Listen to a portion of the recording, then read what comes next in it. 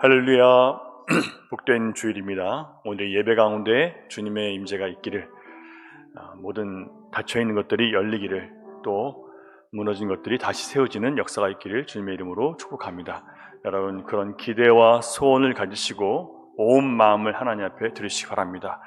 여러분이 예배를 보시는 게 아니라 하나님께서 여러분을 보십니다. 여러분의 마음을 살펴보십니다.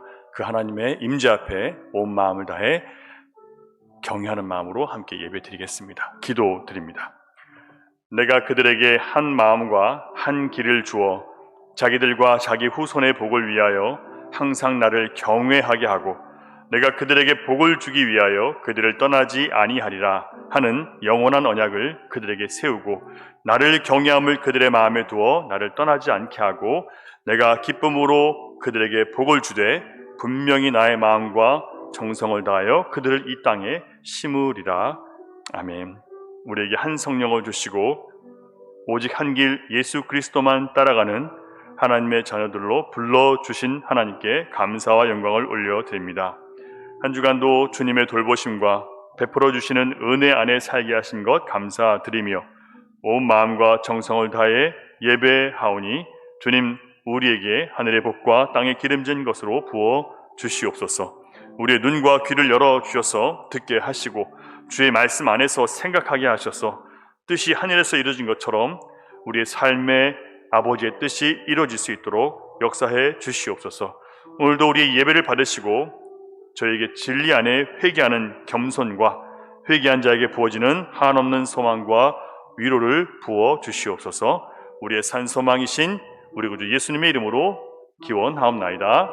아멘. 우리 함께 찬양합니다. 우리 보좌 앞에 모였네.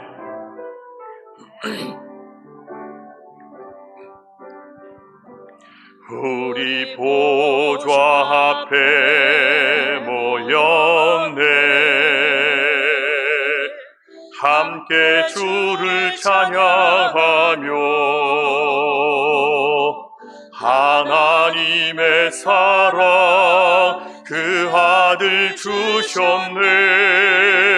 그의 피로 우린 구원받았네. 십자가에서 쏟으신 그 사랑 강같이 온 땅에 흘러 각 나라와 족속 백성 방언에서 구원받고 주 경배 드리네.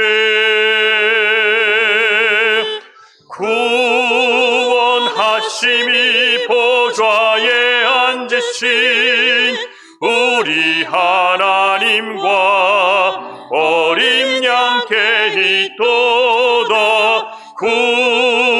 구원하심이 보좌에 앉으신 우리 하나님과 어린 양께 있도다.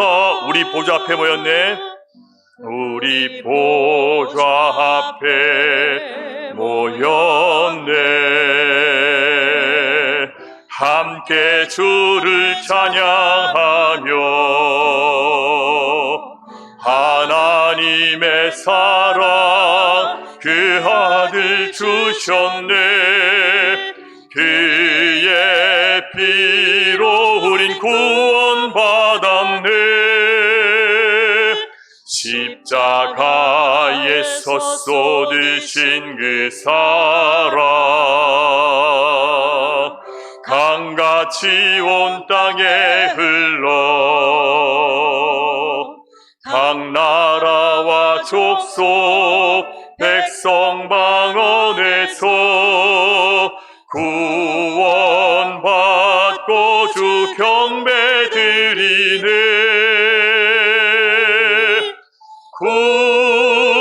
구원하심이 보좌에 앉으신 우리 하나님과 어린 양께 있도다. 구원하심이 보좌에 앉으신 앉으신 우리 하나님과 어린 양께 이 구원하심이 보좌에 앉으신 우리 하나님과 어린 양께 있도다. 구원하심이 보좌에 앉으신 우리 하나님과 어린 양께 있도다. 주님의 약속 안에서 굳게 서는 저와 여러분 되면 좋겠습니다.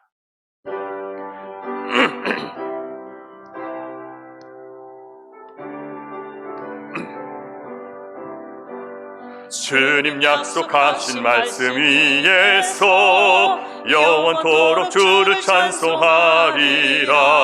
소리 높여 주께 영광 돌리며 약속 믿고 굳게 서리라.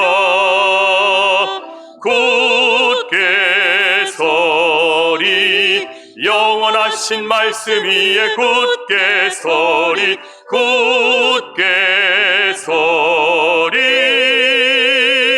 그 말씀 위에 굳게 서리라. 주님 약속하신 말씀 위에서 세상 염려 내게 엄습할 때에 용감하게 힘써 싸워 이기며 약속 믿고 굳게 서리라.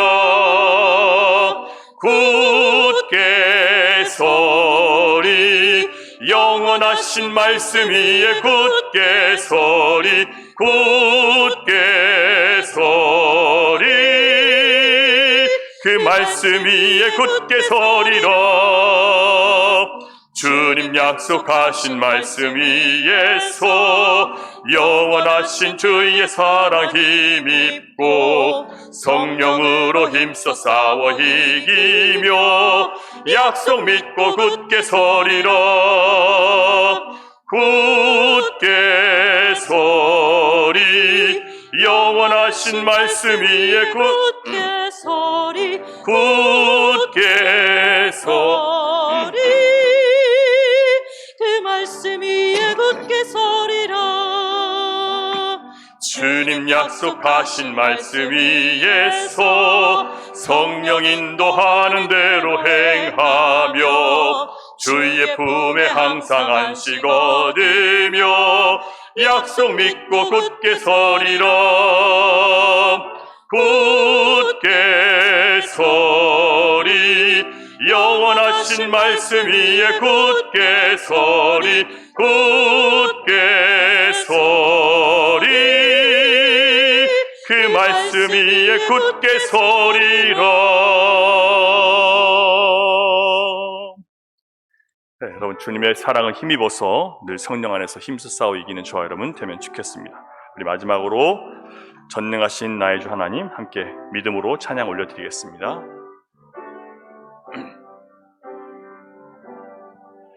전능하신 나의 주 하나님을 능치 못하실 일 전혀 없네.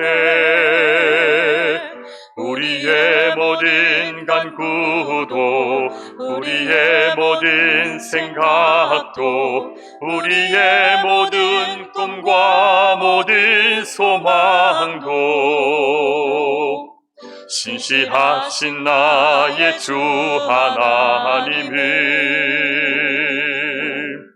우리의 모든 괴로움 바꿀 수 있네. 불가능한 일 행하시고 죽은 자를 일으키시니 그를 이길 자 아무도 없네. 주의 말씀 의지하여 깊은 곳에 금을 던져 오늘 그가 놀라운 일을 이루시는 것 보라.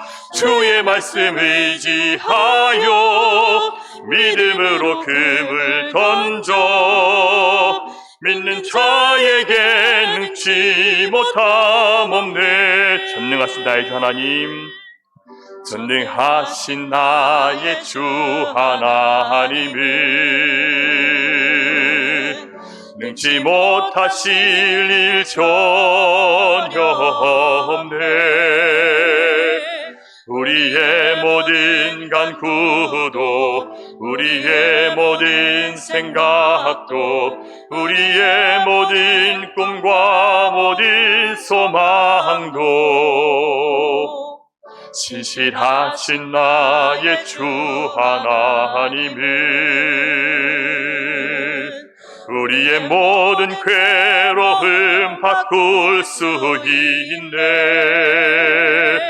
불가능한 일 행하시고 죽은 자를 일으키시니 그를 이길 자 아무도 없네. 주의 말씀 의지하여, 주의 말씀 의지하여 깊은 곳에 금을 던져 오늘 그가 놀라운 일을 이루시는 것 보라. 주의 말씀 의지하여 믿음으로 금을 던져 믿는 자에게 능치 못함. 주의 말씀 의지하여 깊은 곳에, 주의 말씀 의지하여 깊은 곳에 금을 던져 오늘 그가 놀라운 일을 이루시는 것 보라. 주의 말씀 의지하여 믿음으로 금을 던져 믿는 자에게 능치 못함. 믿는 자에게 능치 못함 없네. 믿는 자에게 능치 못함 없네. 믿는 자에게 능치 못함 없네. 믿음으로 선포하십시오. 믿는 자에게 능치 못함 없네.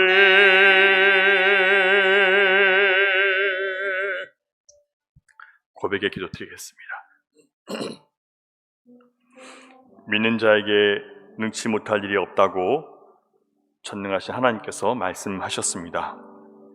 우리의 구원과 자녀됨의 영광을 위해서 반드시 우리를 구원하시고 우리를 세상과 구별해서 거룩하게 하시며 온전하게 하시는 전능하신 하나님이 우리의 하나님이심을 믿습니다. 우리는 그렇게 찬양하고 고백했지만 지난 한 주간의 삶을 돌아보면 우리는 믿음으로 살지 않았습니다. 눈에 보이는 상황과 내 현실과 처지에 따라서 우리의 감정과 판단이 끌려다녔음을 고백합니다. 완전한 사랑을 믿고 실수와 실패 속에서 일어나 다시 주님의 길을 가야 하는 것을 알면서도 남의 탓, 세상 탓하며 주저앉은 곳에서 불평하고 분노하며 하나님을 원망했습니다. 때로는 주님의 말씀을 내 삶 속에서 전혀 고려하지도 않고 내 편한 대로 생각하고 내 마음 가는 대로 선택하며 살았습니다. 그러고도 아무 문제가 없을 때 우리는 그렇게 살아도 되는 줄 여기고 하나님의 오래 참으심과 긍휼을 업신여겼습니다. 습관적으로 말씀을 거절하며 몇 가지 선한 행동이나 의로움에 기대어 나는 괜찮다고 착각하는 거짓된 낙관주의에 빠져 기도해야 할 줄 알면서도 기도하지 않았습니다. 육신대로 살면 반드시 죽으리라 주님께서 경고하셨건만 저희는 준엄하신 주님의 말씀을 흘려보내고 육신의 소욕을 따라 살았습니다. 이익과의 관계 속에서도 안일하게 음란하며 시기하며 질투하며 분노했습니다. 주님의 뜻이 무엇인지 알면서도 내 정욕을 따라 살았기에 저희의 몸과 마음은 더욱 괴롭기만 합니다. 주님, 주 앞에 이렇게 부끄러운 모습밖에 없습니다. 그래서 우리 구주 예수 그리스도께, 나를 위해 십자가에 달리신 예수님께 나아갑니다. 이 시간 십자가의 보혈의 공로를 의지해 아버지께 나아가는 저희들의 모든 수치와 죄악들을 성령의 불로 태우시고 몸과 마음을 정결하게 씻어 주시옵소서. 이 시간 계속해서 하나님과 나만이 알고 있는 은밀한 죄와 허물들, 부끄러운 생각과 행동들에 대해서 침묵으로 고백하시겠습니다. 기도하겠습니다.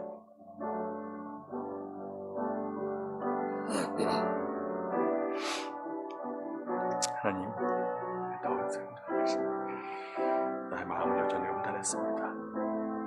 여전히 하나님을 전부로 믿지 않았습니다. 여전히 하나님을 최선을 믿지 않았습니다. 마음이 무너졌어 믿음을 보이지 못했습니다. 그렇지 하나님, 내가 주의 붙들어 살지 못했습니다. 아버지 말씀도 살지 않고 주여 생각 속에 묻혀 살았습니다. 나와 보여주는 내 생각에 묻혀 주님 절망을 보여주고 낙심을 보여줬습니다. 아버지 내 마음이 간절히 입술이 감사했습니다. 주여 아버지 도와주십시오. 철저하게 아버지 하나님 말씀을 살 수 있게 하시고 주님 성을 듣고 나아가는 제가 될 수 있도록 아버지도 하시고 기도했습니다. 아버지 하나님 그 무엇을 바라고 같이 그것을 어떻게 살아야지 하게 하시고 주님 나의 강한 생각을 꺾을 수 있도록 주여 도와주시옵소서. 주여 나를 기해 주시옵소서. 나를 이렇게 해주시옵소서. 주여 내가 너무 스스로 또 자유케 살게 하시고 변한 소리를 지금 깨워주시옵소서. 잘해주시오. 잘해주시오. 주여 십자가 공로에 주셔서 주여 시골을 청결케 하시고 이렇게 하시옵소서.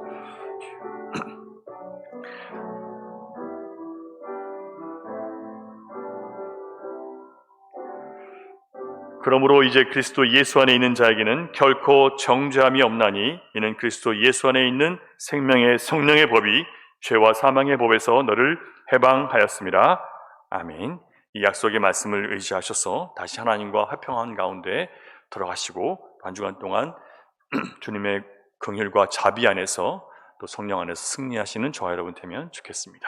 다 함께 사도신경으로 신앙 고백하겠습니다. 나는 전능하신 아버지 하나님 천지의 창조주를 믿습니다. 나는 그의 유일하신 아들 우리 주 예수 그리스도를 믿습니다. 그는 성령으로 잉태되어 동정녀 마리아에게서 나시고 본디오 빌라도에게 고난을 받아 십자가에 못 박혀 죽으시고 장사된 지 사흘 만에 죽은 자 가운데서 다시 살아나셨으며 하늘에 오르시어 전능하신 아버지 하나님 우편에 앉아 계시다가 거기로부터 살아있는 자와 죽은 자를 심판하러 오십니다. 나는 성령을 믿으며 거룩한 공교회와 성도의 교제와 죄를 용서받는 것과 몸의 부활과 영생을 믿습니다. 아멘. 손음이영 권사님 기도해 주시겠습니다.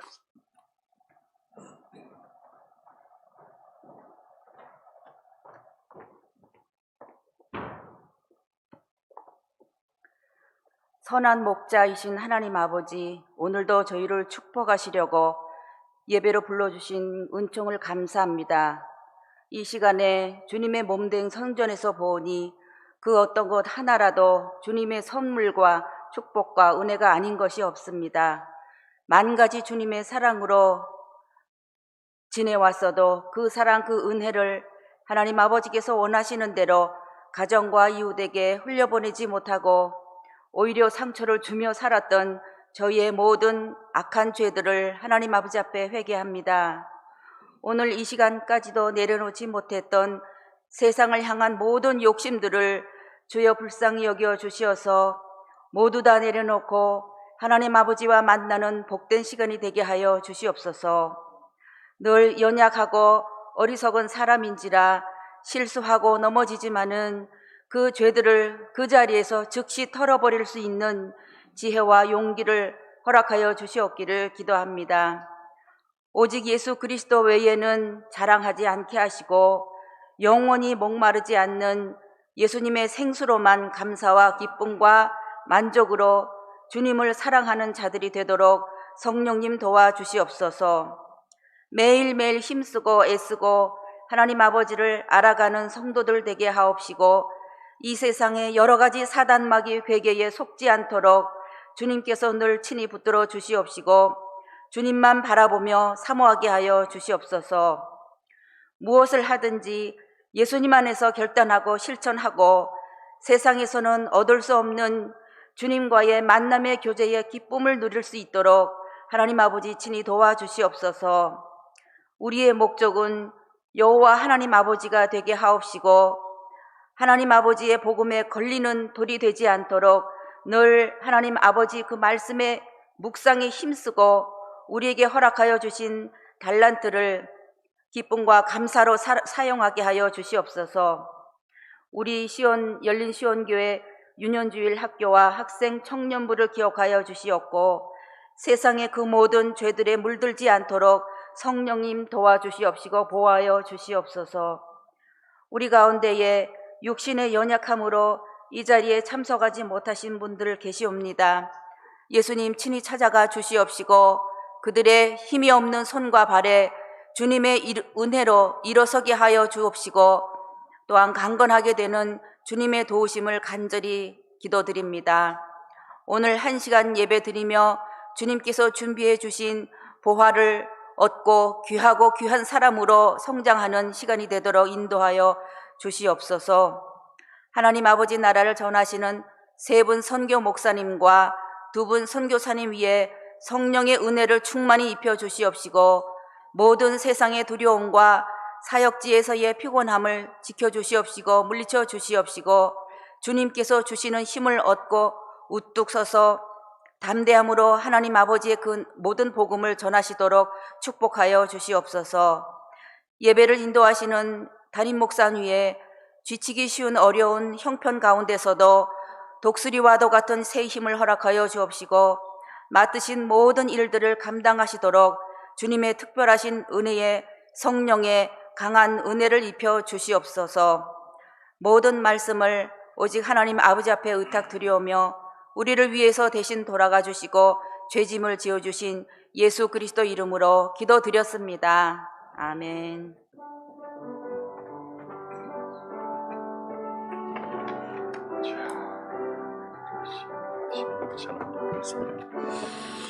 하늘 영광이 많이 하여 주시옵소서. 말씀으로 함께 서게 하시고 주님의 가운데께서는 저와 되시고 하나님 역사하시고 함께 해주시옵소서. 감사합니다. 기도합니다. 아버지 도와주시옵소서.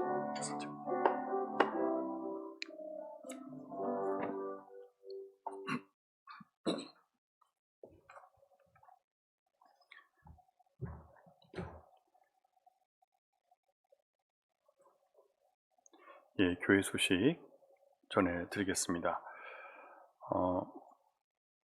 지난주 정기 재직개혁 결과 화병 과정에서 약속되었던 담임 목사 재신임 투표 실행 여부에 대한 투표 결과가요 12대 11로 과반 이상의 찬성으로 투표를 실시하기로 결정됐습니다. 단 투표는 3년 후에 실시하자는 의견이 재직회에서 나왔고 그게 통과되었습니다. 그래서 3년 후에 담임 목사 재신임 투표를 하는 것으로 결의되었습니다. 예. 어제 교회연합 청년 학생부 배구 대회가 있었는데요. 남녀 각각 3승씩 해서 8강에 오르게 됐습니다. 기대보다 훨씬 잘해서 깜짝 놀랐는데요. 여러분 아침부터 섬겨주시고 또 후원해주신 모든 분들께 감사드리고 또 청년들 너무 수고 많이 했습니다. 봄 대신방 광고 드릴게요. 이번 주간은 3구역 이상장로님 구역인데요. 대신방이 시작됩니다. 그럼 기도로 준비해 주시기 바라고요. 또 10월 달에는 김대현 전원님 구역, 11월에는 박삼렬 전원님 구역으로 이렇게 대신방이 계획되어 있습니다. 예. 대신방을 통해서 하나님의 은혜가 또 진리가 가정마다 임할 수 있도록 여러분 기도해 주시기 바랍니다. 우리 어제 또 이상원 지사님이 혈압이 급격하게 190이 넘게 올라가서 고혈압으로 병원에 응급실에 갔었습니다. 치료받고 일단 집으로 오셨는데 여러분 위해서 기도해 주시면 좋겠고요. 계속해서 우리 양손 집사님, 김명자 권사님, 황수정 집사님, 또 우리 홍인혜 권사님 위해서 계속 여러분 기도하셔서 또 우리 연로하신 어르신들 위해서 여러분 기도하시고 그래서 우리 연약함을 인정하는 게 기도하는데 가장 힘이 됩니다. 우리가 기도해야 되는구나, 기도하라고 하시는구나 라고 여러분 받아들이시고 함께 모여서 부르짖어 기도할 때 하나님께서 우리 마음을 만지시고 또 우리 교회를 더 굳건하게 새롭게 해주시라 믿습니다. 모든 좋지 않은 것들을 다 물리치시고 하나님 영광 받으시기 위해서 준비하시는 과정이라고 저는 믿습니다. 항상 하나님은 은혜를 주시기 전에 먼저 다 털어내십니다. 털어내는 과정이라고 여러분 믿으시고 여러분 기쁨으로 함께 기도하면 좋겠습니다. 이상이고요. 오늘 하나님 주시는 말씀 호세아 2장 말씀 2절부터 13절까지 말씀을 교독하겠습니다. 구약성경 1257면 구약성경 1257면 호세아 앞에 화면도 있으니까요. 같이 읽으시면 되겠습니다. 교독하겠습니다. 너희 어머니와 논쟁하라. 그는 내 아내가 아니요 나는 그의 남편이 아니라 그가 그의 얼굴에서 음란을 제하게 하고 그 유방 사이에서 음행을 제하게 하라. 그렇지 아니하면 내가 그를 벌거벗겨서 그 나던 날과 같게 할 것이요 그로 광야같이 되게 하며 마른 땅같이 되게 하여 목말라 죽게 할 것이며 내가 그의 자녀를 긍휼히 여기지 아니하리니 이는 그들이 음란한 자식들임이라. 그들의 어머니는 음행하였고 그들을 임신했던 저는 부끄러운 일을 행하였나니 이는 그가 이르기를 나는 나를 사랑하는 자들을 따르리니 그들이 내 떡과 내 물과 내 양털과 내 삶과 내 기름과 내 술들을 내게 준다 하였음이라. 그러므로 내가 가시로 그 길을 막으며 담을 쌓아 그로 그 길을 찾지 못하게 하리니 저를 따라갈지라도 미치지 못하며 그들을 찾을지라도 만나지 못할 것이라. 그제야 그가 이르기를 내가 본 남편에게로 돌아가리니 그때 내 형편이 지금보다 나았습니다 하리라. 곡식과 새 포도주와 기름은 내가 그에게 준 것이요 그들이 바알을 위하여 쓴 은과 금도 내가 그에게 더하여 준 것이거늘 그가 알지 못하도다. 그러므로 내가 내 곡식을 그것이 익을 계절에 도로 찾으며 내가 내 새 포도주를 그것이 맛들 시기에 도로 찾으며 또 그들의 벌거벗은 몸을 가릴 내 양털과 내 삶을 빼앗으리라. 이제 내가 그 수치를 그 사랑하는 자의 눈앞에 드러내리니 그를 내 손에서 건져낼 사람이 없으리라. 내가 그의 모든 희락과 절기와 월삭과 안식일과 모든 명절을 폐하겠고 그가 전에 이르기를 이것은 나를 사랑하는 자들이 내게 준 값이라 하던 그 포도나무와 무화과 나무를 거칠게 하여 수풀이 되게 하며 들 짐승들에게 먹게 하리라. 그가 귀고리와 폐물로 장식하고 그가 사랑하는 자를 따라가서 나를 잊어버리고 향을 살라 바알들을 섬긴 시일대로 내가 그에게 벌을 주리라. 여호와의 말씀이니라. 아멘. 지난주 우리는 호세아를 통해서 하나님의 사랑과 인간의 사랑이 얼마나 근본적으로 다른지, 얼마나 차원이 다른 사랑인지에 대해 기초적인 지식을 함께 배웠습니다. 인간의 사랑은 자신이 사랑한다고 믿는 상대방의 어떤 말이나 행동 또는 외모, 또 그 모습의 외모의 변화에 따라서 또는 내가 갖고 있는 그 사람에 대한 감정의 변화에 따라서 변하고 변질될 수 있습니다. 하지만 하나님의 사랑은 그 사랑의 대상이 어떠하든지 결코 흔들리지 않고 변하지 않는다라고 하는 것이 분명한 차이점이었습니다. 그래서 하나님은 하나님을 미워하고 반역했던 원수였던 우리를 축복하시고 사랑하실 수 있었던 것입니다. 그러니까 우리가 하나님의 사랑을 받았을 때 사랑받을 만 해서가 아니라 원수 노릇하고 있었을 때 사랑하셨다고 성경은 분명히 기록하고 있습니다. 그러니까 내가 이 사랑을 받았죠. 그러니까 내가 이런 은혜를 받았죠라고 할 수 있는 사람은 아무도 없다는 거예요. 그것은 전부 하나님의 선택과 사랑 때문이지 우리에게 근거한 것이 아니라는 것입니다. 그런데 안타깝게도 대부분의 사람들이 신앙생활을 오래오래 해도 여전히 하나님의 사랑을 잘못 이해하고 있습니다. 하나님이 날 사랑하시기 때문에 나는 이 정도 죄를 짓고 이 정도 느슨하게 살아도 나를 책망하실 리가 없다고 말을 합니다. 자, 무슨 얘기냐면 하나님이 날 사랑하시기 때문에 그 사랑에 근거해서 하나님은 나를 책망하시도 화내시도 않을 것이라고 믿는 거예요.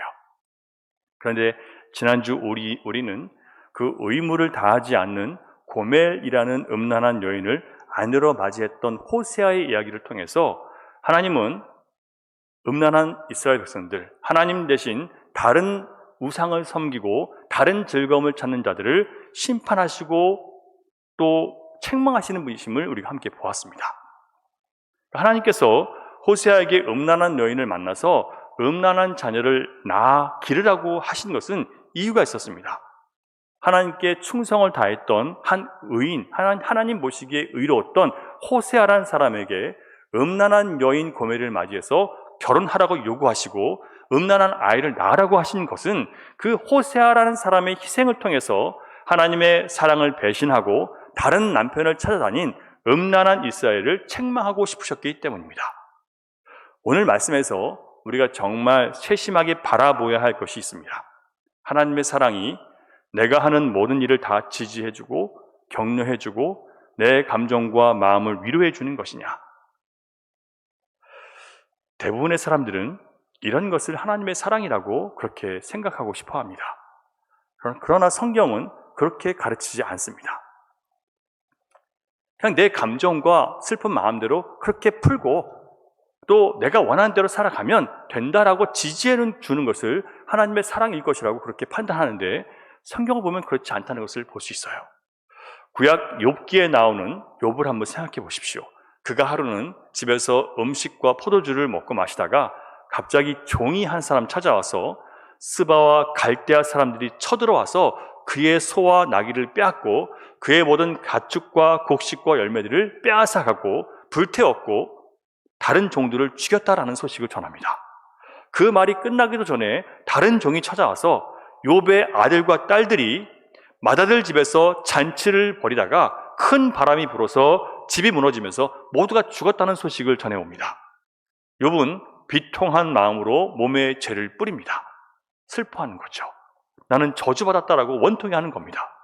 그의 몸에는 지독한 피부병이 생겨서 깨진 항아리로 자기 몸을 긁어야 되는 그런 고통 속에 있었습니다.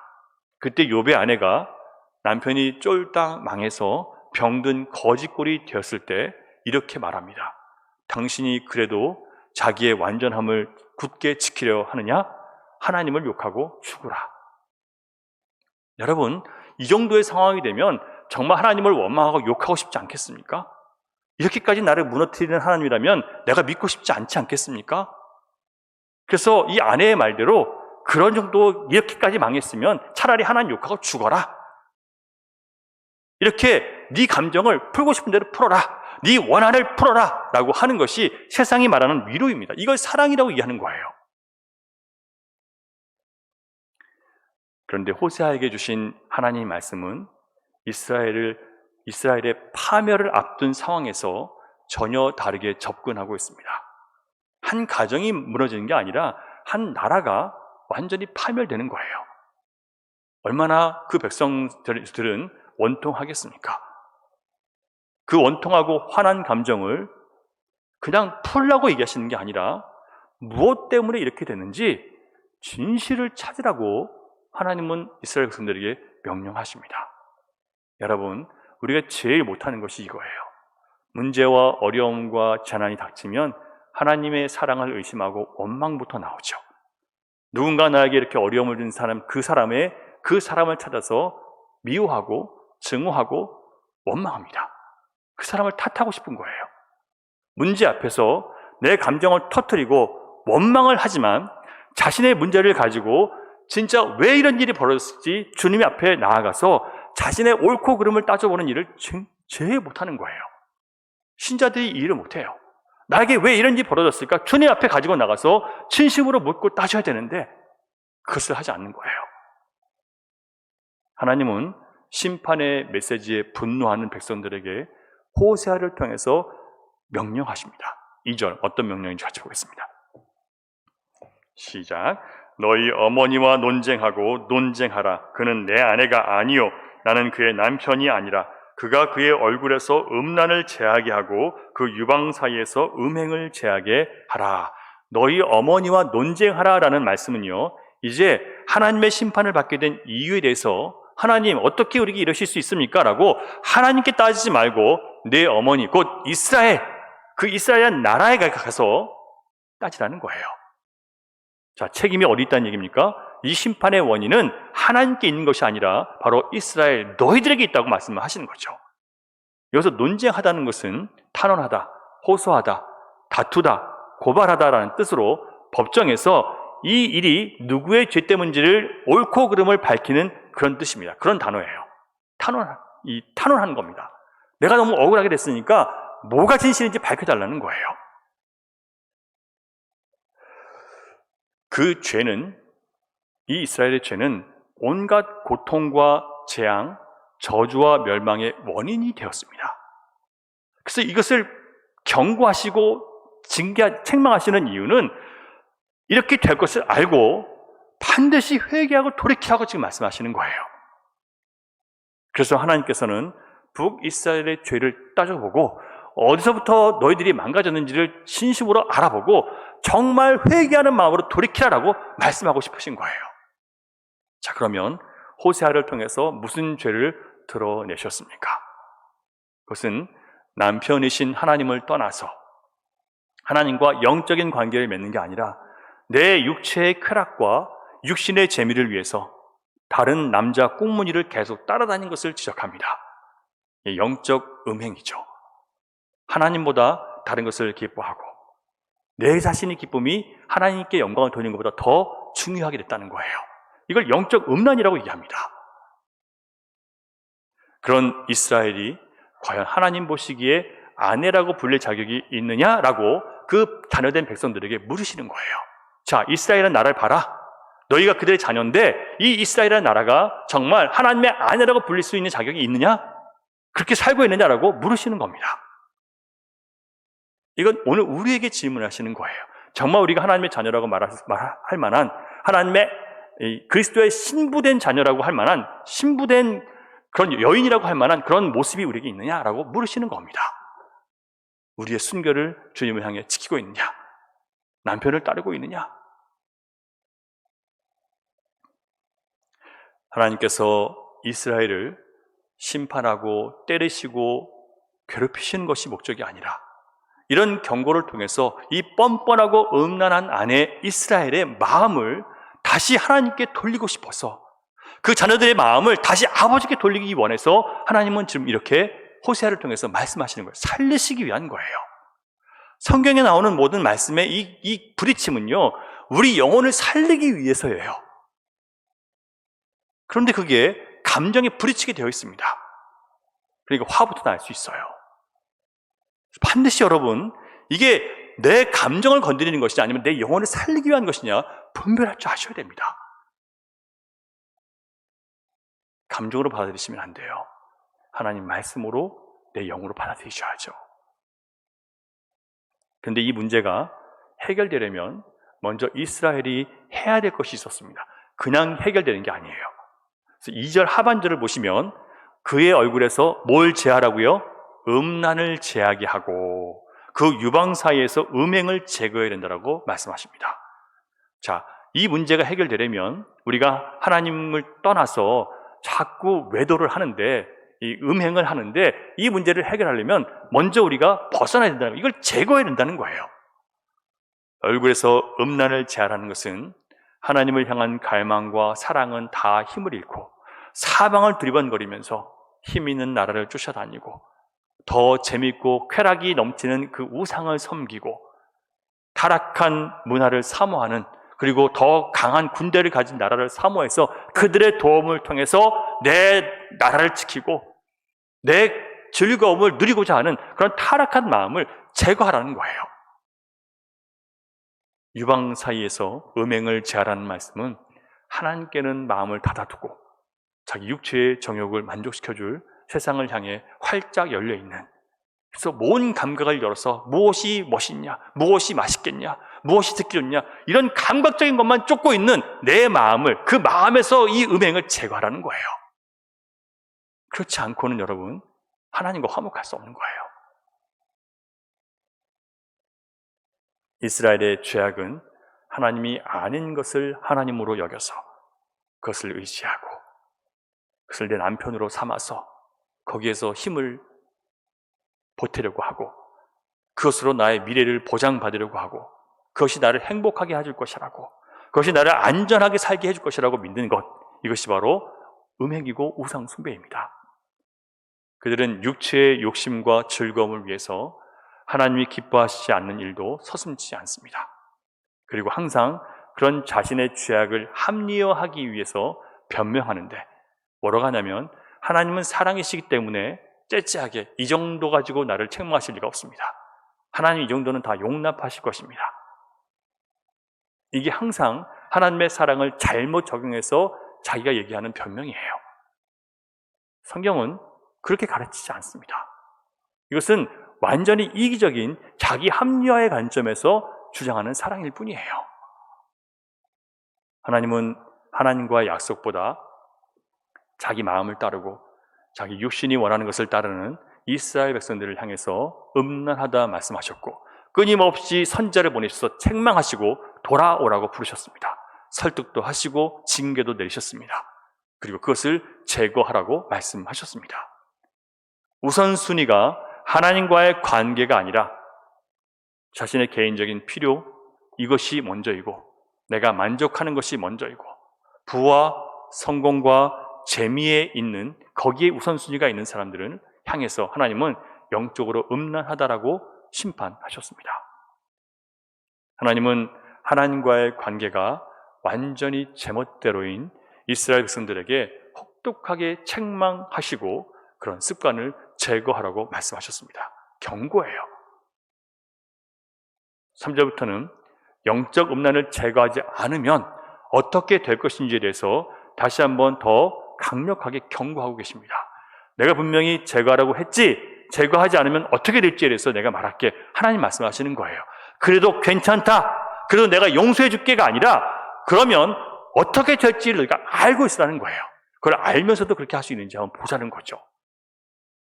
자, 어떤 상태가 되는지 신자가 영적 음란에서 벗어나지 않으면 어떻게 되는지 두 가지를 말씀드릴게요. 첫 번째, 벌거벗겨서 그 나던 날과 같게 하시겠다라고 말씀하십니다. 3절 시작. 그렇지 아니하면 내가 그를 벌거벗겨서 그 나던 날과 같게 할 것이요 그로 광야같이 되게 하며 마른 땅같이 되게 하여 목말라 죽게 할 것이며. 자, 나던 날과 같은 상태가 어떤 상태일까요? 여러분, 아주 세밀하게 이것을 묘사한 장면이 에스겔 16장에 나오는데 3절, 4절, 5절을 여러분 앞에 화면 보시면서 함께 읽어보겠습니다. 시작. 이르기를 주 여호와께서 가나안이요 내 아버지는 아모리 사람이요 내 어머니는 헷 사람이라.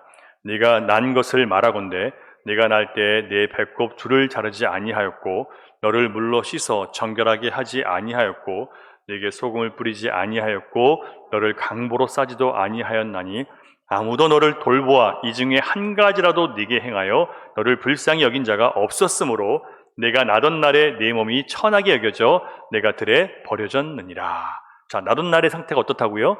천하게 여겨져서 버려진 상태인 거예요. 이게 이스라엘의 모습이었습니다. 이게 영적으로 저와 여러분의 모습이에요. 하나님 앞에 예수를 믿고 돌아오기 전에 우리는 어떤 상태였다고요? 아무도 돌아보지 않는 버려진 자예요. 벌거벗겨져서 수치 가운데. 그런데 음란을 제거하지 않으면 다시 너의 나던 날로 돌려보내시겠다. 이스라엘 민족은 아브라함으로부터 시작됐습니다. 그는 아버지 집과 친척들을 떠나서 조카 롯을 데리고 그의 종들을 데리고 하나님이 가라고 하신 땅으로 떠났습니다. 재산이 많았어요. 종이 많았습니다. 수백 명이었어요. 종이. 소와 양과 나귀가 있었습니다. 아리따운 아내 사라도 함께 다녔습니다. 하지만 큰 나라가 아니었기 때문에 쉽사리 약탈을 당할 수 있는 아주 약한 상대였습니다. 그렇죠, 여러분 생각해 보세요. 재산이 많죠. 거느리는 것들이 많아요. 그런데 숫자가 군대는 아니에요. 그러면 그런 사람들은 어떻게 하고 싶을까요? 이 큰 힘이 있는 나라들이 보면 저 약탈하면 내 것이 되겠다 라고 그렇게 약탈의 상대가 되는 거죠. 그런 그를 하나님이 돌봐주셨대요. 그의 손자 야곱의 때에는 애굽의 총리가 된 그 아들 요셉을 통해서 애굽이라는 강대국의 보호 속에서 한 가족이 큰 국가를 이루는 그런 역사를 하나님께서 이루게 하셨습니다. 이렇게 이스라엘을 돌보신 하나님께서 그들이 나던 날과 같이 되게 하신다면 어떤 일이 벌어지게 되는 겁니까? 결국은 광야같이 된다는 거예요. 마른 땅같이 되게 해서 목말라 죽는다는 의미입니다. 자, 그러면 광야같이 돼서 하나님의 백성이 광야같이 돼서 목말라 죽는다는 것은 어떤 의미인지 한번 살펴볼 텐데요. 아모스 8장 11절 말씀 앞에 화면을 보시겠습니다. 시작. 주 여호와의 말씀이니라. 보라, 날이 이를지니라. 내가 기근을 땅에 보내리니 양식이 없어 주림이 아니며 물이 없어 가람이 아니요 여호와의 말씀을 듣지 못한 기갈이라. 이게 여러분 메마랐다는 뜻이에요. 여호와의 말씀이 없는 상태가 바로 광야같이 마른 땅이 된 상태입니다. 자, 그렇게 된 이유가 뭐였습니까? 이스라엘 백성들이 하나님께서 주시는 경고의 메시지, 돌아오라, 내가 너의 남편이다, 내가 너의 아버지다 라고 돌아오라고 하시는 말씀을 듣지 않고 끊임없이 우상을 따라가면서도 거짓 선자들의 말을 듣고 계속 위로의 말, 격려의 말, 칭찬의 말만 골라들이려고 했기 때문에 진리를 선포하는 선자들은 다 하나씩 잡아가지고나 죽여버렸어요. 자, 그러면 여호와의 말씀을 들을 수 있는 기회가 있겠습니까? 없겠습니까? 없어지는 거예요. 진리는 들으려고 하지 않으니까, 다 죽여버리니까.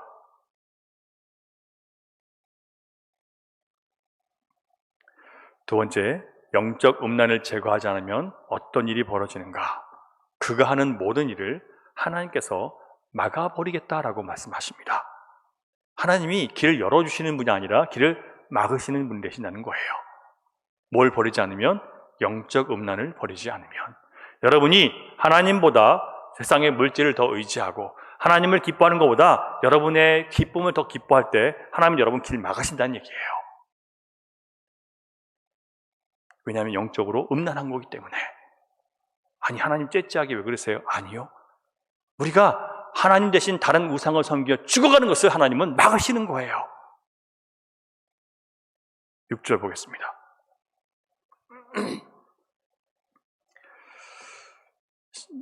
5절 6절 보겠습니다. 5절 6절 시작. 그들의 어머니는 음행하였고 그들을 임신했던 자는 부끄러운 일을 행하였나니 이는 그가 이르기를 나는 나를 사랑하는 자들을 따르리니 그들이 내 떡과 내 물과 내 양털과 내 삶과 내 기름과 내 술들을 내게 준다 하였습니다.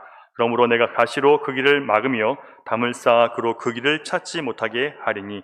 자, 5절에 나오는 나를 사랑하는 자들을 내가 따라가겠다는 거예요. 그 사랑하는 자들이 뭘 얘기하냐면 내 떡, 내 물, 내 양털, 내 삶. 무슨 얘기냐면 내 양식을 공급하겠다는 거예요. 내 필요를 공급한다는 거죠. 의복을 공급한다는 것은 양털과 삶인데 이것은 나를 보호해 줄 것들을 나에게 제공하겠다는 거예요. 그리고 나를 즐겁게 해주는 것들을 나에게 제공하겠다는 겁니다. 결국 인간이 속고 있는 것은 뭐냐면 나를 사랑한다고 하는 거짓된 사랑이 뭐냐면 내 먹고 마실 것을 책임져 줄게, 나를 보호해 줄게, 그리고 나를 즐겁게 해줄게. 그 모든 것을 어디에 두게 만들어요? 이 땅에 속해있는 물질에 두게 만드는 것이 바로 거짓된 사랑인 거예요. 그런데 대부분의 사람들이 이 거짓된 사랑에 속고 살아가는 거예요.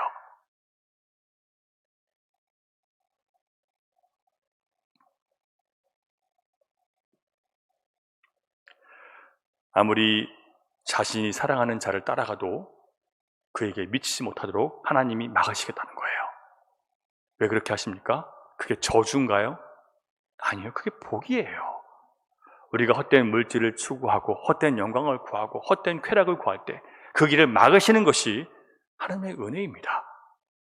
제가 청년기에 한동안 방황할 때 끊임없이 어떻게 하면 더 재밌게 놀 수 있는 기회를 찾을까, 잘 놀고 있는 친구들에게 연락해서 어떻게 하면 또 금요일마다 놀까, 이거 생각하는데요, 하나님이 어떻게 그렇게 길을 막아주시는지 몰라요.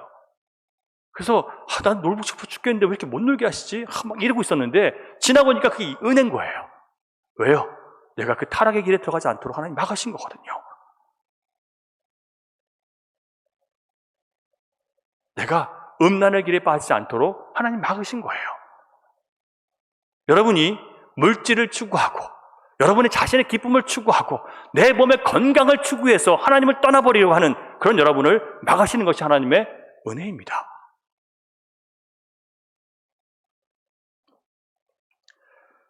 하나님의 백성이라고 하는 사람이 세상이 가는 길을 가고 이 땅의 삶의 행복과 성공이 목적이 되어서 그 길을 걸어간다면 하나님이 친히 막으시겠다라고 말씀하셨습니다. 그의 수고와 노력으로 얻은 그 모든 것이 전혀 그에게 아무 유익이 되지 못하는 상황이 오게 될 것이라고 말씀하셨습니다. 여러분, 누가복음 12장에서 예수님이 한 부자의 비유를 말씀하셨습니다. 그 부자는 추수철에 논과 밭에서 많은 곡식을 거뒀습니다.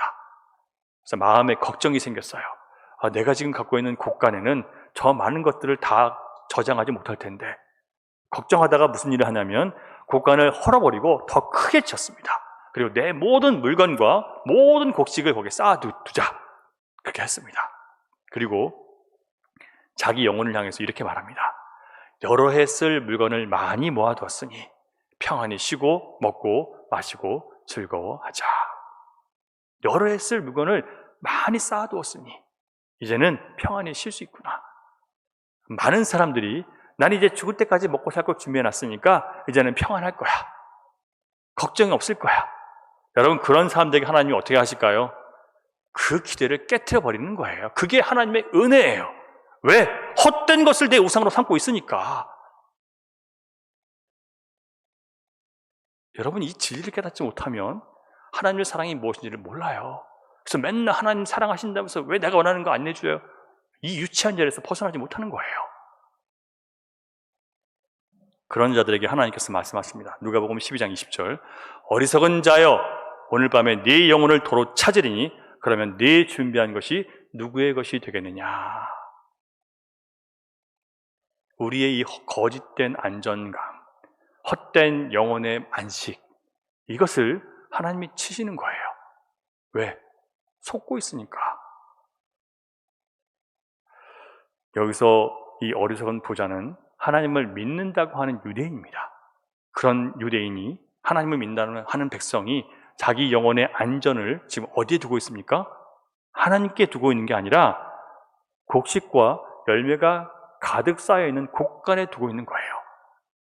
이렇게 자신의 인생이 안전하다고 미래가 밝다고 생각하고 있는 것의 근거가 여러분, 내 가진 소유에 있고 몸의 건강에 있고 자녀들이 잘 되고 사업이 번창한 것에 둘 때, 그래 이제 안심하고 즐기면 되라고 할 때, 여러분 이 말씀을 반드시 여러분 깨닫게 하시는 거예요.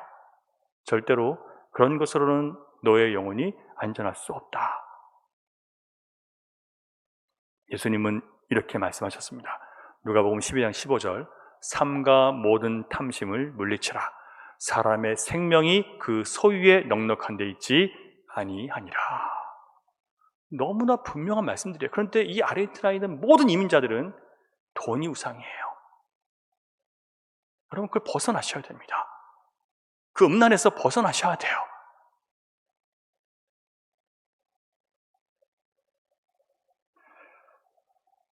물론 한국도 마찬가지죠. 대부분의 사람들이 다 돈이 우상인 거예요. 성공이 우상이에요. 내가 즐거운 게 우상이에요.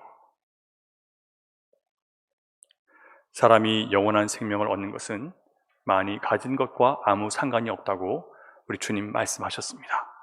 그러므로 물질에 대한 모든 탐심을 물리치라라고 말씀하십니다. 여러분, 인간은 탐심이 없을 수가 없어요. 우리의 육체의 감각이 열려있는 한 우리는 항상 유혹을 받을 수밖에 없습니다. 그러나 탐심을 물리칠 수는 있대요. 탐심을 가지고 더 모아, 더 쌓아서 거기서 마음의 안정을 찾으려고 하는 사람은 그 마음의 주인이 하나님이 아닌 상태입니다. 그런 마음이 여러분의 삶을 끌고 가게 하시면 안 됩니다. 왜냐하면 탐심은 곧 우상 숭배이기 때문에 그래요. 사랑하는 여러분, 내가 원하는 것으로부터 내 마음을 지키셔야 됩니다. 내가 원하는 것으로부터 내 마음을 지켜야 돼요. 내 자신이 원하는 것에 노예가 되지 않아야 됩니다. 그렇게 되면 하나님의 나라와 그 의를 위해서는 아무것도 하지 못하게 돼요. 그 사람이 하는 선행과 충성, 봉사마저도 결국 자기 나라와 자기 의를 위해서 한 것밖에 되지 않습니다. 이렇게 하나님 대신 다른 것을 탐하는 마음을 따라 사는 것을 제거하지 않으면 하나님의 보호와 인도가 사라진다고 말씀하셨고요. 영적으로 더욱 어두워지게 되면 자신의 영혼을 깨우고 경고하는 말씀에 대해서 마음의 문이 완전히 닫혀버립니다. 그렇게 되면 어떻게 될까요? 영혼이 메말라 버리는 거죠. 영적으로 메마른 신자는 세상에서 더 모으고 더 많이 쌓고 그리고 더 많이 즐기는 쪽으로 가게 되어 있어요. 그게 그 사람의 실체를 드러내는 겁니다. 하나님이 그런 사람들에게 어떻게 하셔야 하겠습니까? 그냥 그렇게 살게 하시는 것이 하나님의 사랑이라고 생각하십니까? 하나님은 그가 가고자 하는 탐심의 길, 우상 숭배의 길, 자기가 쌓아둔 것을 의지하는 그런 우상 숭배의 마음을 막으시겠다고 말씀하셨습니다. 그렇게 하나님께서 길을 막으시고 그의 모든 수고와 노력을 허무하게 하시는 것이 여러분 잘못된 것입니까? 8절 보겠습니다. 시작. 곡식과 새 포도주와 기름은 내가 그에게 준 것이요 그들이 바알을 위하여 쓴 은과 금도 내가 그에게 더하여 준 것이거늘 그가 알지 못하도다. 여러분, 모든 것이 하나님께서 주신 거래요. 그런데 그것을 가지고 하나님께 영광을 돌리고 하나님의 뜻대로 쓰는 게 아니라 나의 기쁨과 쾌락을 위해서 온갖 세상을 향해 뻗어나가는 거예요. 생각을 해보십시오. 먹을 것을 구해서 하나님께서 풍성한 곡식과 열매를 거두게 하셨습니다. 그랬더니 그것을 가지고 다른 주인을 만들어서 거기다가 하나님 주신 선물을 쏟아부으며 자기 행복을 빌었다는 거예요. 물질을 달라고 해서 물질을 주셨더니 그 물질로 육신을 즐겁게 하느라고 영혼을 살리는 경건의 시간을 늘 뒤로 미루고 삽니다. 하나님 기뻐하시는 예배보다 자신의 기쁨을 위해서 언제든지 예배는 포기해도 되는 것으로 그렇게 여기며 삽니다. 건강을 위해서 건강을 구해서 건강을 주셨더니 그 건강으로 하나님의 부르심에 자신을 온전히 내어드리는 것이 아니라 건강을 위해서 자신을 아끼기 시작합니다.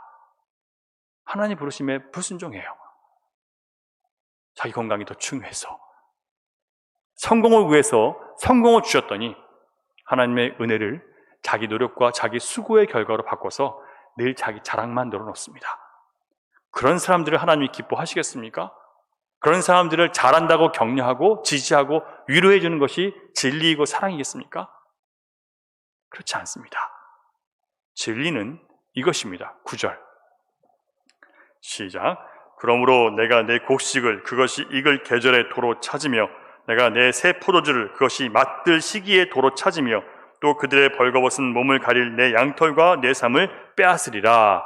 진리는 영적으로 음란한 우리에게 주셨던 모든 것들을, 은혜로 주셨던 모든 것을 다 거둬 가시겠다는 거예요. 내 재산도 어디로 흘러가는지 모르게 없어져요. 건강도 사라집니다. 즐거웠던 모든 것들도 더 이상 즐겁지 않습니다. 인생이 허무해져요. 그렇다면 여러분, 영적으로 음란하셨다는 뜻이에요. 10절 시작. 그러므로 이제 내가 그 수치를 그 사랑하는 자의 눈앞에 드러내리니 그를 내 손에서 건져낼 사람이 없으리라. 진리는 이것입니다. 이제 내가 하나님 대신 의지하고 사랑하고 기뻐했던 모든 것이 오히려 나를 수치스럽게 하는 것, 이것이 진리입니다. 아프죠? 13절 시작. 그가 귀고리와 폐물로 장식하고 그가 사랑하는 자를 따라가서 나를 잊어버리고 향을 살라 바알들을 섬긴 시일대로 내가 그에게 벌을 주리라. 여호와의 말씀이니라. 진리는 하나님이 주신 은혜를 누리면서도 하나님 대신 내 육신을 기쁘게 해줄 다른 주인을 찾아다닌 시간만큼 벌을 주신다는 것이 진리입니다. 생각하기도 싫지만 여러분, 하나님 마음을 알기 위해서 한번 적용해 보세요. 만약 여러분의 아내가 여러분이 사준 반지와 귀걸이와 아름다운 장식을 다 차리고 예쁘게 꾸미고 나가서 다른 남자를 쫓아다니고 유혹하고 다닌다면 여러분 그것을 격려하고 지지해 주시겠습니까? 만약 여러분의 남편이 여러분이 곱게 다려준 옷을 입고 엉뚱한 여자 꽁무니를 따라다닌다면 그런 남편을 여러분 지지하시겠습니까? 그러다가 허탕치고 들어온 남편을 불쌍하다고 다음부터는 더 잘하라고 위로하시겠습니까? 정신 나가지 않고는 그러지 않을 거예요. 그런데 우리는 하나님께 우리 그걸 요구하는 거예요. 나는 다른 주인을 찾고 다른 여자 꽁무니를 쫓아다녀놓고 집에 와서 아내한테 나를 위로해달라고, 나 오늘 실패했다고.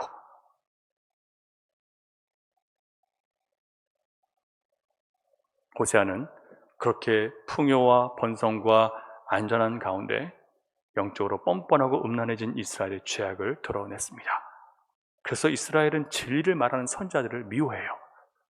어떤 사람은 이렇게 도전합니다. 사랑은 모든 것을 참으며 모든 것을 믿으며 모든 것을 바라며 모든 것을 견디는 것이라면서요. 그런데 왜 하나님은 우리를 참지 않고 왜 견뎌주지 않으십니까? 이렇게 하나님 말씀을 자기 편하게 적용하는 사람들이 얼마나 많은지 몰라요. 이런 사람들에게 고린도전서 13장 6절을 통해서 바로잡아 줄 수 있습니다. 사랑은 불의를 기뻐하지 아니하며 진리와 함께 기뻐하고라고 했습니다. 불의를 기뻐하지 않아요. 진리와 함께 기뻐하는 것이 참된 사랑이에요. 진정한 사랑은 그 사람의 불의를 지지하고 받아주는 것이 아니라 내가 사랑하는 사람이 잘못된 길을 갈 때 그가 불쾌하더라도 진리를 바르게 전하는 것이 사랑입니다. 영국의 유명한 철학자 제임스 알렌은 이런 말을 했습니다. 자신의 잘못이나 결점이 드러나는 것을 견디지 못하고 감추려는 사람은 진리의 길을 걸어가기에 부적합한 사람이다. 여러분, 사랑은 내가 사랑하는 사람의 잘못이나 아픈 약점을 드러내는 성경의 진리를 따라서 그에게 말해줄 수 있는 것입니다. 그리스도의 사랑을 경험한 사람은 나를 사랑해서 해주는 그 아픈 진리를 기쁘게 받아줄 수 있습니다. 조심할 것은 내가 그 사람을 사랑하지도 않으면서 그 사람을 위해서 부르짖고 기도해 본 적도 없으면서 그저 비판을 위해서 비판하는 악한 사람들이 더 많기 때문에 그런 사람들의 말을 듣고 상처받으시면 안 돼요. 예수님은 진리만 말씀하셨습니다. 왜요? 진리이시기 때문에. 근데 그 진리가 선포됐을 때 사람들은 어떻게 했습니까? 진리를 십자가에 못 박아 죽였습니다. 왜 하나님은 진리이신 그리스도가 진리가 없는 인간들에게 죽임당하도록 내버려 주셨을까요? 인간은 진리를 추구하고 싶은 마음은 있지만 진리를 감당하는 수준이 안 된다는 것을 보여주시기 위해서 그런 거예요. 진리는 항상 아픕니다.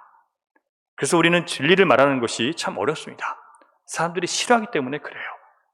내가 진리를 말하면 분위기가 나빠지거나 상대방이 실망하게 될까봐, 인간관계 문제에 상처가 생길까봐 눈치 보며 스스로 싫다는 감정을 솔직히 표현하지 못하고 참는 사람이 있습니다.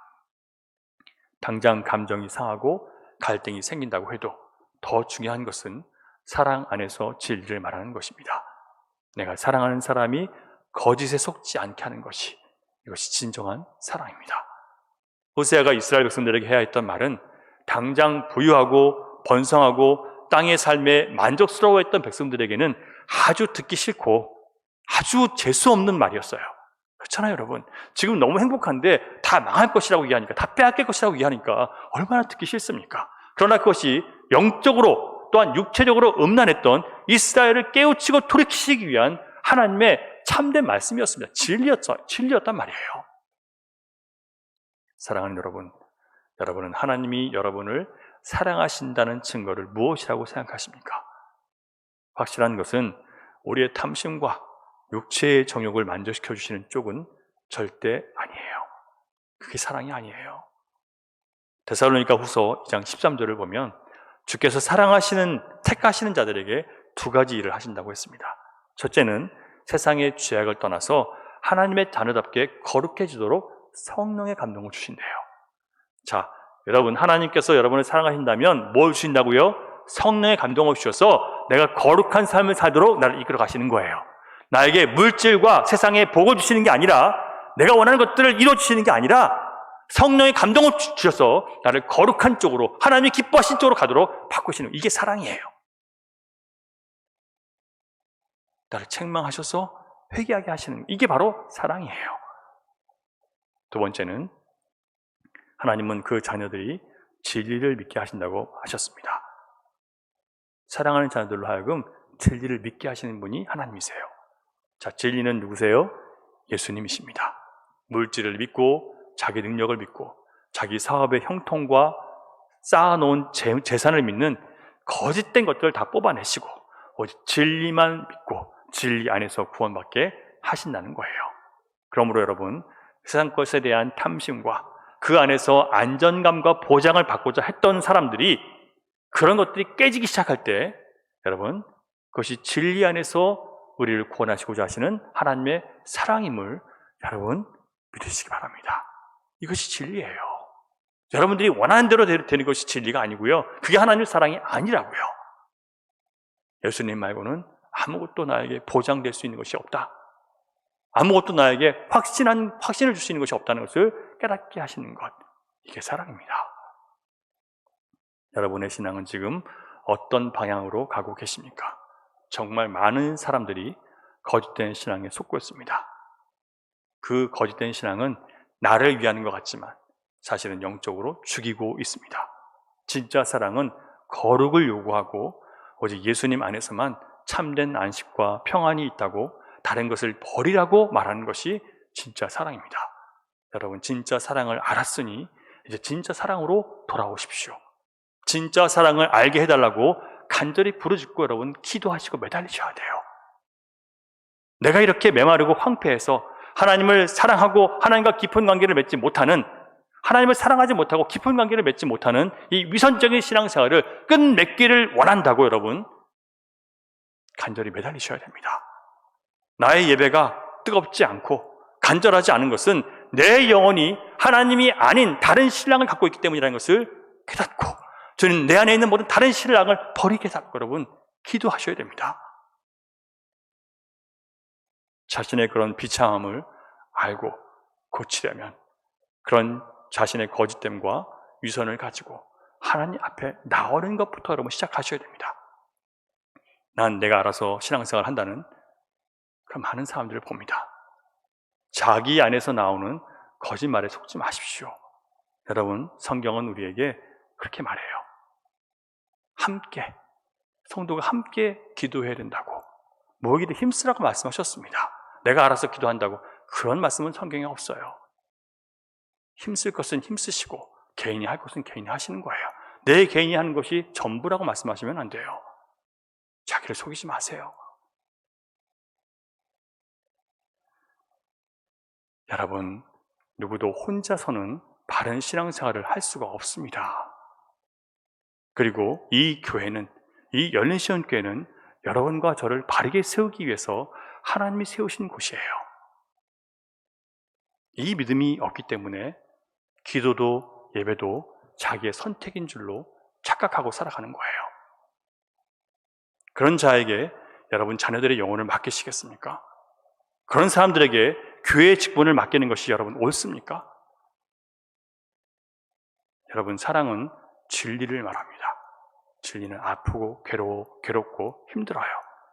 그것 때문에 나를 미워할 수도 있고, 그러나 진리만이 그 사람의 영혼을 하나님께 돌아오게 할 수 있습니다. 이 사랑을 이해하고 그 사랑을 받아들여서 성령 안에서 거룩하게 되며 나의 누추한 탐심과 헛된 욕망으로부터 온전히 자유하게 되는, 오직 예수 그리스도 안에서, 진리 안에서 구원받는 저와 여러분이 되기를 주님의 이름으로 축원합니다. 기도하겠습니다.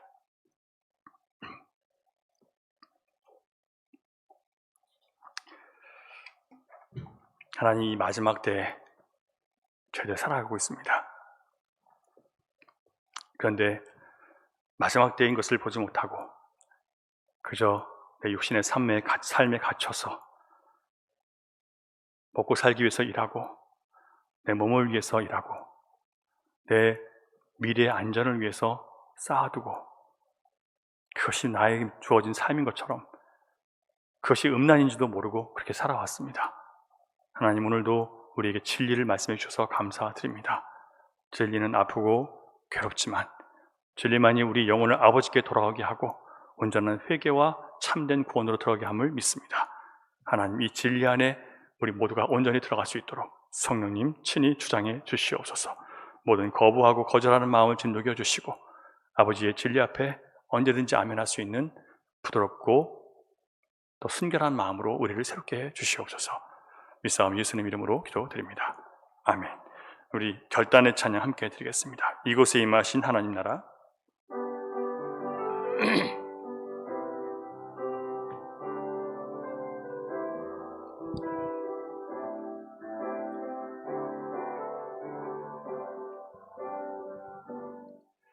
이곳에 임하신 하나님 나라 가난한 마음으로 바라보리라. 먼저 그 나라 그 뜻 구하며 나의 삶 드리리. 주님이 맡기신 하나님 나라 믿음의 눈으로 바라보리라. 하늘의 뜻이 이 땅 가운데 완성될 그날까지 믿음 다하여 그 위에 서리라. 하나님의 나라는 무너지지 않으리. 믿음 다하여 그 나라 세워가리라. 주님 곧 오실 때까지 믿음 다하여 그 위에 서리라. 믿음 다하여 그 위에 서리라. 하나님의 나라는 무너지지 않으리. 믿음 다하여 그 나라 세워가리라. 주님 곧 오실 때까지.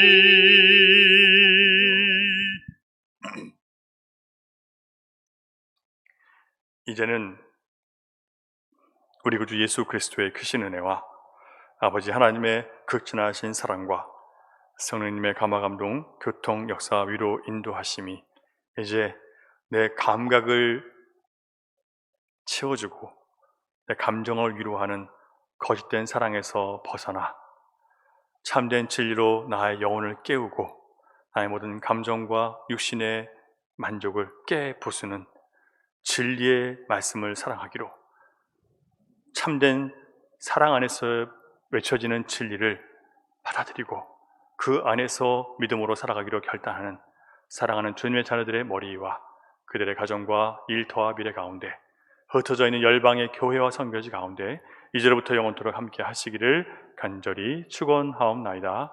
아멘. 주시고